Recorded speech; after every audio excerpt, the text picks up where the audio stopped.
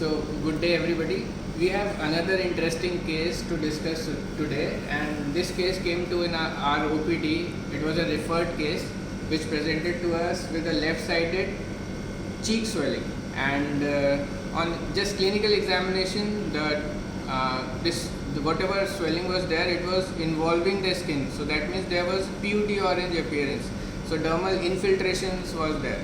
On radiological investigation, we got this CT that we are going to see.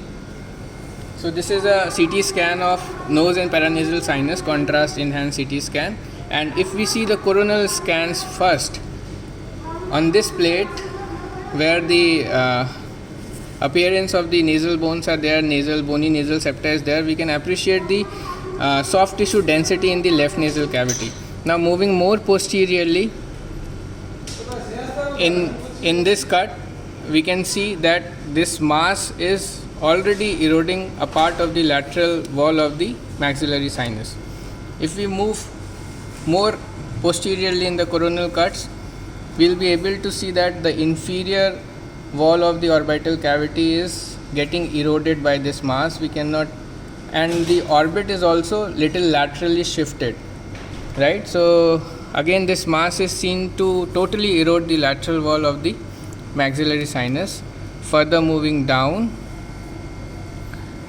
again we are appreciating the erosion. So definitely it is some sort of cancerous or malignant lesion which we are seeing, because definite erosions of the bones are there. And if you see, this is basically a mass which is involving the left maxillary sinus, left nasal cavity, anterior and posterior ethmoids. And an interesting finding to note here is the involvement of the cibriform plates. So in this cut, we can see that this mass is going right up to the skull base, involving both the right and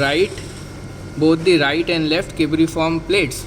So the extension of the tumor, if we see, is right up to the skull base, involving or eroding the inferior orbital wall. And if you see, it is bulging into the orbits and involving one of the extraocular muscle, that is the inferior rectus. So for more better interpretation, we would need an MRI scan, but whatever we can appreciate from this CT scan is this is a heterogeneously enhancing lesion which is extending right up till the skull base, involving all the sinuses like left maxillary sinus, anterior and posterior ethmoid. The sphenoid is not yet appeared, so I cannot comment on it.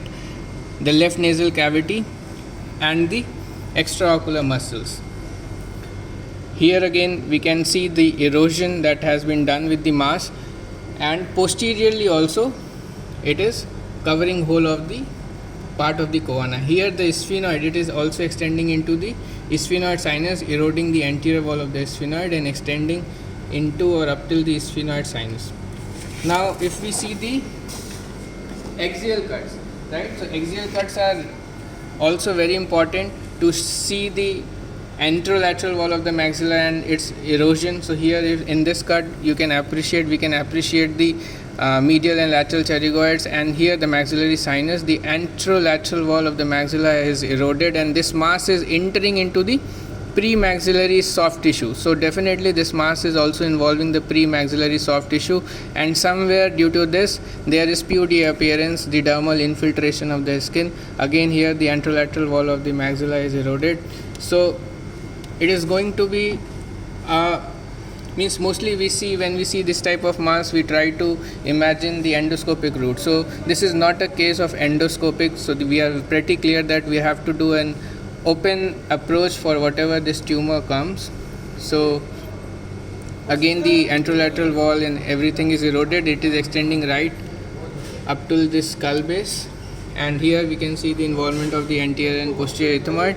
It is just entering into the orbital cavity but not involving the optic nerve. So optic nerve is clear, right? Optic nerve is free of the tumor for now, and the vision of the patient is also good according to the ophthalmology people.